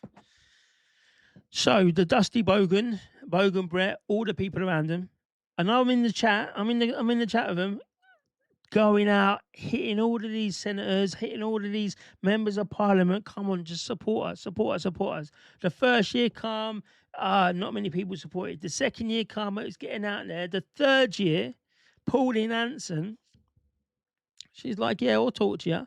I'll do this for you. Then other people come across, if Pauline's doing it, we're going to do it. Now it's fucking massive. Australia Day rally. Absolutely fucking massive. And it come from the hard work and dedication from what I'd say. I know they're going to say in the group, they're going to say there's a whole lot. I can't remember the other people, so put the name in there, Brett. But it come from them two people. I've witnessed it. Literally witnessed it. And that's what we need to do. But the problem is, we don't have that type of people. We don't have the type of people like the Pauline Hansons. But we need to get to the Pauline Hansons. But what we have are people like whoever that will try and stop us from doing this unification. Listen, they just got out and they just did it. Maybe that's what we need to do. Fuck it, just go out and do it. Go out, get the job done. Let's see what happens. And it's worked out. And I said it from the start, it's going to work. Trust me, it's going to work. But they do mad stuff as well. They do like arm wrestling. They go to the park with these arm wrestling machines. And they do like arm wrestling days. Like it's a different way of life. It's literally a different way of life. It's so fun. And I've not even been there. I've just seen the videos. Prison system of slavery. They just give you money for a home. Yes, I said that I did the Johnsons. I did the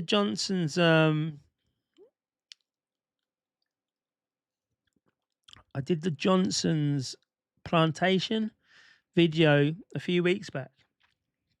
There's no difference.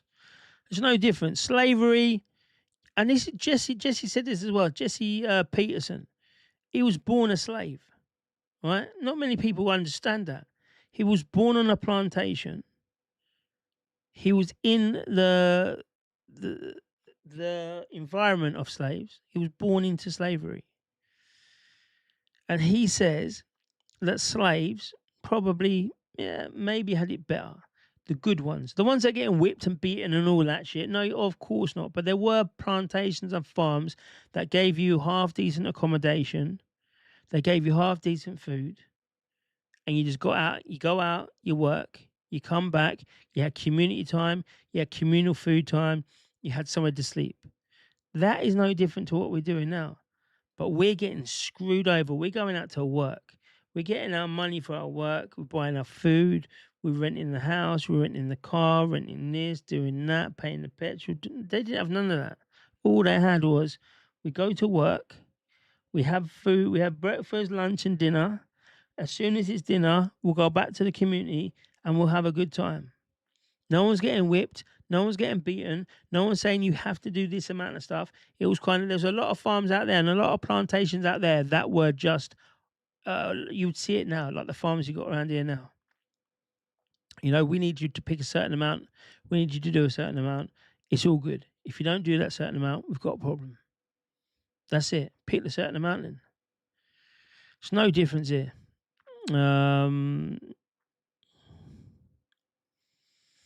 YouTube algorithms blocking, of course. Go on to Kick, just gone viral. Go on to Kick and then say what you like. Right, that's it. The place of free speech. Manderson has probably gone back to the island, not Love Island either. No, he probably is. He probably bought it. Probably part of that consortium that brought it. What's the time? Right, I'm going to be leaving off in a minute. Let me finish off these chats. I think we will forget about Mandy, but we weren't on polling day. Do you know what? I did. I'm not going to lie to you. And I said about it today. I said something earlier on at the start, didn't I, about Mandelson? And when I said it, I thought, fucking hell. I let that one slide, didn't I? I literally let that one slide. Like the Americans letting Epstein slide. Yeah, we can't do that. That's dangerous. That's what life does to you, doesn't it? Dangerous. We are all born slaves, held down until you force your way out. We work for nothing. Sad though, isn't it? In a free world, we're still slaves. Anne knew too much and probably wanted to spill the beans on her way out. Yes, go to Lauren the Insider. Go to John Hannan. Let me just get these people up. I'm sure I saw today. Is it John Hannan?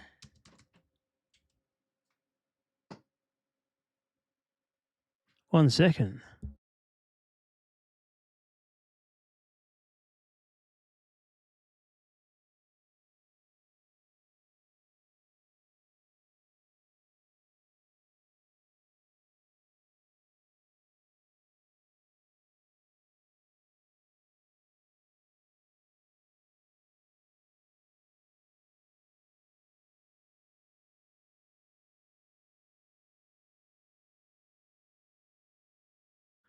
We were going off, but I think we're going to be getting attacked. Let's just stay here and let's just see what happens. I see a whole lot of lights out there, so let's just see what happens. Anyway, I think it's John Hannan. Is it John Hannan? John Hannam. I think this is what it is. If not, he's got some promotions here. This guy, and did he do something with Lauren? I don't think so. I think this is just free promotion for him. Oh, good. No, I'm pretty sure. It's a good channel. It's a good channel anyway, right? So let's put this out, yeah? If you're an X, I think it comes through now anyway. So if I do this, and if I press this one, no, that's a filter. If I press this one and I do this, right, I think it's going to go to every single person. Oh, it does. Look at that. I found it. So everyone, so I can talk to anyone on any channel now. You all can come reply to us as well. But this one, somebody forward more too soft. That's that one we've seen. I thought Benny Johnson went away. Here, is it this? No, that's Shell the Insider. Oh no, it's Shell. This is a good one. Listen to this. The latest celebrity figure who gets attacked and brought down by the media, the mainstream media. We're not going to listen to the full. About? I'm not going to listen to the full amount. I just want to go and check the camera. So I'm going to play this a bit, but it is good. I want everyone to listen to it. Is this star of Dragon's Oh no, Den I had no. about to be the latest? All this time, I was off, and not one of you here, not one of you said it. You know, not one of you. Maybe I wasn't off. Anyway, what I was saying is, I think maybe we would get a visit from someone in a bit. Ozzy Kozak. He's still locked in the... Oh, is he? No way. No way. No, he can't still be in the Russian embassy. Oh, that's wild. That's like 4 years? Wow. Anyway, right. So what I just said is, I think I'm going to have some visits here. So I'm going to run this for like 2 minutes. I just want to go and check. I just want to check over the the yonder field and just see if I've got someone at the back. And I'm losing the plot here, aren't I? Losing the plot. So listen to this. This is John Hammond. I thought he had the thing with Mandelson. No, with Anne Whitcomb. I'm pretty sure he did. He had a conversation with, and I'm sure it was Lauren the Insider. Search both of them and have a look. But what he says here about the Dragon's Den thing is absolutely bang on. This celebrity figure who gets attacked and brought down by the media, the mainstream media. Who am I talking about from Dragon's Den? I'm talking about Stephen Bartlett. Stephen Bartlett, who's been on the show probably for 18 months, 2 years or so. The handsome, charming, hyper-intelligent young media and social media phenomenon who set up the podcast Diary of a CEO, Chief Executive, which I was surprised to hear is now starting to rival Joe Rogan as one of the most popular, most watched, most listened to podcasts in the entire world. So why am I asking this question about him? Well, because the I newspaper has run an absolute hit job on him. And when that starts to happen, it's normally because you've stepped outside of your lane. You've dared to be controversial. You've dared to say something that the mainstream might not agree with. The Guardian is sort of the propaganda and PR arm of the wokerati and the left wing. And the I newspaper are the hitmen. They've done it to so many people in the media world, in the public world, and certainly in the sort of alternative media, alternative right-wing world. And it seems that Stephen Bartlett is the next on the hit list. So I'm going to bring up a series of slides from that article and just read you a few bits from it, just so you can see the type of things they're saying. So if you want to see what it is, you've got to go to his channel. I'll put his channel in there. So you can go to it. Just gone viral. Stephen got convicted for fraud for over-inflating Brave Bison and is a plant. Well, I don't know. I know a couple of his stuff.